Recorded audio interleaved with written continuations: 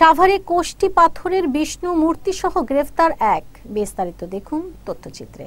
সাভারের হেমায়তপুরে অভিযান চালিয়ে 165 কেজি ওজনের একটি কোষ্টি পাথরের বিষ্ণু মূর্তি সহ দেলোয়ার হোসেন নামে এক ব্যক্তিকে গ্রেফতার করেছে পুলিশ।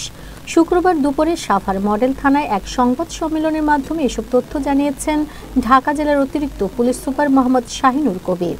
এর আগে বৃহস্পতিবার বিকালে হেমায়তপুর বাস স্ট্যান্ডের AKH টাওয়ারে বিপরীত পাশে ঢাকা আরিচা মহাসড়কের পাশে ফুট ওভার ব্রিজের নিচে অভিযান চালিয়ে তাকে গ্রেফতার করা হয়। গ্রেফতারে দেলোয়ার হোসেন কুমিল্লা জেলার দাউদকান্দি থানায় গোয়ালমারি এলাকার মৃত্যু আবুল হোসেনের ছেলে। বর্তমানে ঢাকার দারুসালাম থানার মিরপুর 1 দারুসালাম টাওয়ারের বসবাস করেন। অতিরিক্ত পুলিশ সুপার মোহাম্মদ শাহিনুর কবির জানান, গোপন সংবাদের ভিত্তিতে বৃহস্পতিবার বিকেলে হেমায়তপুর বাস স্ট্যান্ড এলাকায় অভিযান চালিয়ে কোষ্টি পাথরের একটি বিষ্ণু মূর্তি সহ দেলোয়ার হোসেনকে গ্রেফতার করা হয়। একটি ওয়ালটন ফ্রিজের পুরাতন কার্টুনের ভেতরেই বিশেষ কৌশলে কালো রঙের বিষ্ণু মূর্তিটি সংরক্ষণ করা হয়েছিল এবং এটা একটা চক্র থেকে বিদেশে পাচারের জন্য এটা এদিক দিয়ে হলো সব প্রস্তুতি সম্পন্ন হয়েছে।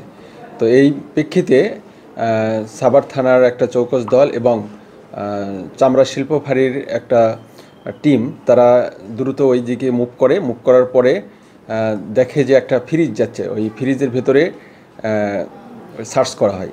সার্চ করার ফলে তখন দেখা যায় যে 165 কেজি ওজনের একটা কোষ্টি পাথরের বিষ্ণু মূর্তি সেটা ওখানে রয়েছে, যার হলো দৈর্ঘ্য 50 ইঞ্চি এবং প্রস্থ 21 ইঞ্চি। তো তারপরে ওই তাৎক্ষণিকভাবে ওই জায়গা থেকে দেলোয়ার হোসেন নামে একজনকে গ্রেপ্তার করা হয়। দেলোয়ার হোসেনের বাড়ি দাউদকান্দি কুমিল্লা, এই সাভারে সে থাকে, কিন্তু সে মূলত আমিন বাজারের একজনের কাছ থেকে সে এটা হস্তান্তর করে তার কাছ থেকে নেওয়া হয় এবং সে ওটা নিয়ে অন্য আরেকজন পার্টিকে দেবে, অর্থাৎ এক চক্র এক হাত থেকে আর এক হাতে চলে যাবে। এরকম করে সেটা বিদেশে চলে যাবে।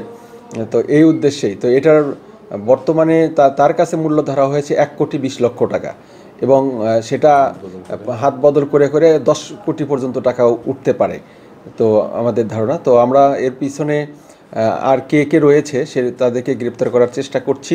এখন পর্যন্ত একজন গ্রেপ্তার রয়েছে দেলোয়ার। এই মূর্তিটি কোথা থেকে কোথায় নিয়ে যাচ্ছে? এখন তাকে আমিন বাজারে তাকে বলা হয়েছে, আমিন বাজার থেকে তাকে অন্য একটা পার্টি দিয়েছে, সেখান থেকে সে ইন্ডিয়াতে নিয়ে যাবে মূলত। হ্যাঁ, সে বলছে মিডিয়া, কিন্তু সেই মিডিয়ার মূল কোথা থেকে আসছে সেটা আমরা এখনো খুঁজে বের করিনি, খুঁজে বের করবো শীঘ্রই। এই পাচার চক্রের সাথে কতজন জড়িত বলে মনে হচ্ছে? এখন পর্যন্ত আমাদের 4-5 জনের নাম আসছে। তো আমরা যেহেতু তদন্তাধীন রয়েছে, এটা কনফার্ম কিছু বলা যাচ্ছে না। ধন্যবাদ। এই লোকটি আগেও অ্যারেস্ট ছিল এরকম? না, আমাদের এরকম তথ্য পাওয়া যায়নি। ওনার বিরুদ্ধে একাধিক মামলা আছে?